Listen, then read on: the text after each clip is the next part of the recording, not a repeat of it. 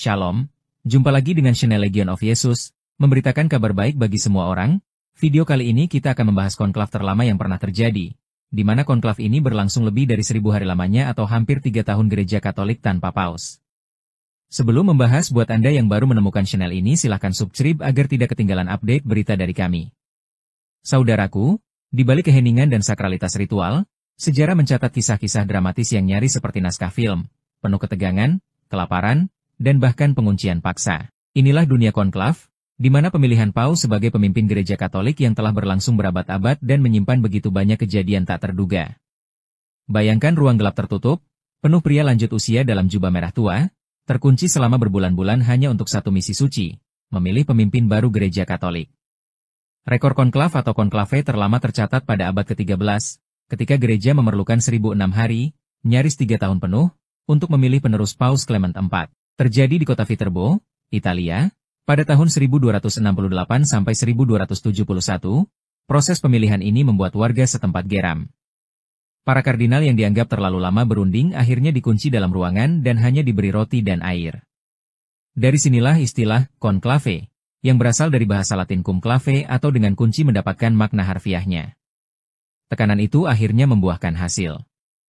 Paus Gregorius X terpilih lewat kompromi politik yang melelahkan antara faksi pendukung Paus dan pendukung Kekaisaran Romawi Suci. Setelah itu, Gregorius menetapkan aturan baru yaitu bila pemilihan berlangsung lebih dari 3 hari, kardinal hanya boleh makan sekali sehari. Jika lewat 8 hari, hanya roti, air, dan anggur. Aturan ini akhirnya dihapus, namun warisan kedisiplinan dan urgensi tetap membekas hingga kini yaitu pemilihan Paus yang terjadi pada tahun 2025.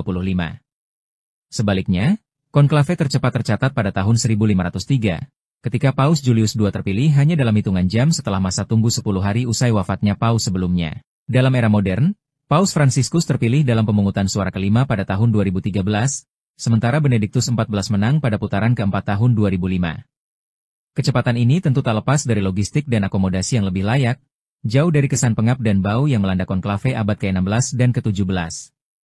Meski kini identik dengan kapel Sistina dan langit-langit karya Michelangelo, konklave sempat digelar di berbagai lokasi lain dari Basilika Santo Yohanes Lateran di Roma hingga Lyon di Prancis dan Konstans di Jerman. Bahkan, dalam masa skisma besar tahun 1378 sampai 1417, sempat terjadi kekacauan dengan munculnya anti-paus pemimpin tandingan gereja yang membuat dunia Katolik terpecah selama hampir 40 tahun. Ada pula fakta unik lainnya, tak ada aturan yang mewajibkan paus harus berasal dari kalangan kardinal. Namun terakhir kali ini terjadi adalah pada 1378, ketika Urbanus VI, seorang uskup non-kardinal dari Bari, dipilih. Soal usia? Paus termuda adalah Yohanes XII, naik tahta pada usia 18 tahun. Sementara yang tertua Celestinus III dan 5 mereka nyaris berumur 85 tahun saat diangkat. Di balik semua rahasia dan kesakralan, konklave tetap jadi momen refleksi agung dalam sejarah umat Katolik. Setiap suara dijatuhkan dalam diam, di tengah ruang yang diselimuti doa dan sejarah. Dan meskipun dunia berubah, satu hal tetap tak berubah hanya dalam keheningan dan keterasingan. Suara hati bisa benar-benar terdengar. Saudaraku, saat Anda melihat asap putih pada cerobong asap kapel Sistina, jangan pikirkan gengsi. Jangan terburu-buru memposting, berspekulasi, atau merayakan kekuasaan. Berlututlah. Dan berdoalah. Karena orang yang akan segera melangkah ke balkon tengah Basilika Santo Petrus tidak mengklaim tahta, tetapi memeluk salib. Ia bukan pemenang, tetapi domba kurban yang dipilih untuk memimpin dunia yang lelah. Pada saat itu juga, ia mungkin berada di kapel air mata yang kecil dan tersembunyi di samping kapel Sistina, menangis.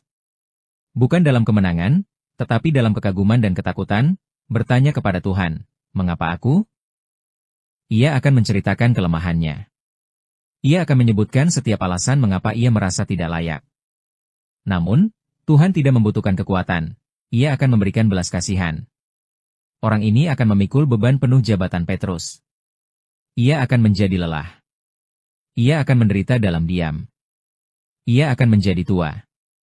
Dia tidak akan pensiun dengan nyaman. Dia akan meninggal dalam tugas. Bebannya tidak akan terlihat oleh banyak orang, tetapi jiwanya akan merasakannya setiap hari. Saat Anda melihat asap putih, berdoalah untuknya.